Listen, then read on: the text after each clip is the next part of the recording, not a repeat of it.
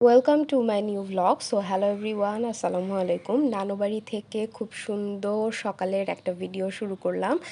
So কুষ্টিয়াতে হচ্ছে আমার দ্বিতীয় দিন। সকালবেলা ঘুম থেকে উঠেই খুব সুন্দর একটা রোদ দেখছিলাম আর কি, আর জানালার কাছেই বসেছিলাম, তো তখন আমি একটু ভিডিও নিয়েছি। আর তারপর আর কোনো ফুটেজ আমি নিতে পারিনি। আসলে এই দিনের খুব উল্টাপাল্টা একটা ভ্লগ আছে।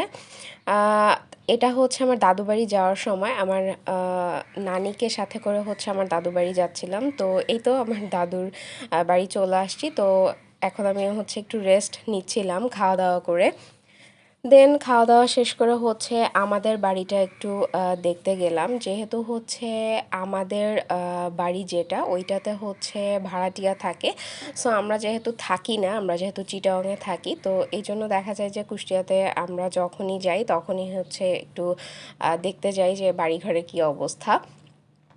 তো এই তো গিয়েই হচ্ছে উঠেই ছাদে চলে গেলাম, তো ছাদটার কী অবস্থা এটা দেখার জন্য।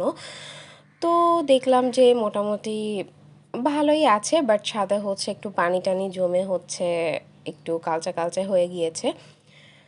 তো যাই হোক, এটাই দেখছিলাম আর কি আশপাশটা, আর আমার আব্বু হচ্ছে চারপাশটা একটু ভালো করে দেখছিল আর কি। আর আমার হাজব্যান্ড আমিও গিয়েছিলাম, তো আমরা তিনজন মিলেই দেখছিলাম। আর আমাদের এই তো আমরা গাছ দেন আরও কি কি গাছ যেন আছে ওই সেগুলো একটু দেখছিলাম যে গাছগুলোরও কি অবস্থা। তো এই তো এগুলোই হচ্ছে দেখাশোনা একটু করলাম। দেন আব্বু আর আমার হাজব্যান্ড মিলে কি কি একটু প্ল্যান করছিল, তো ওইগুলাই আমি শুনছিলাম। আর আকাশটা অনেক বেশি সুন্দর ছিল। আর আমাদের বাড়ির ছাদ থেকেই হচ্ছে বাইরের মেইন রোডটা দেখা যায়, তো ওইটাও একটু দেখলাম। আর তারপর নিচে নেমে এসে রুমগুলো একটু দেখলাম, যেহেতু ভাড়াটিয়া ছিল সো ওইভাবে আমি ভিডিও নেইনি, জাস্ট কোনো রকম নিয়েছি আম্মুকে একটু দেখানোর জন্য। আর এইটা হচ্ছে আমাদের কিচেন রুম ছিল।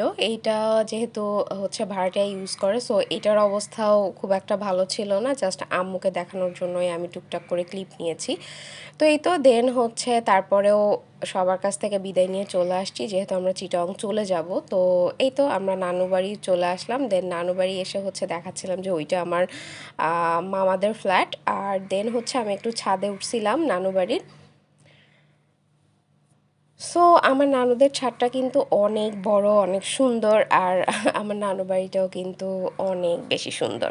আমার দাদু বাড়িও অনেক বেশি সুন্দর, বাট আমার নানু বাড়ি সব থেকে বেশি সুন্দর। আর নানুর বাড়ির জন্য না আলাদা একটা ফিলিংস কাজ করে, এটা মনে হয় সবারই থাকে।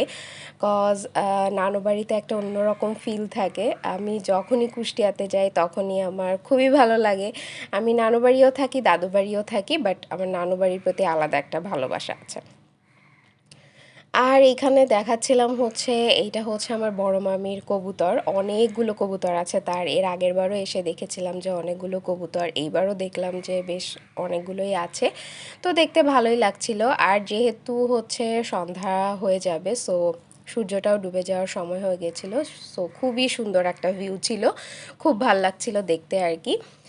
আর এইখানে হচ্ছে মাটির চুলাও করা আছে, যেখানে আমার নানি হচ্ছে রান্না বান্না করে মাঝে মধ্যে।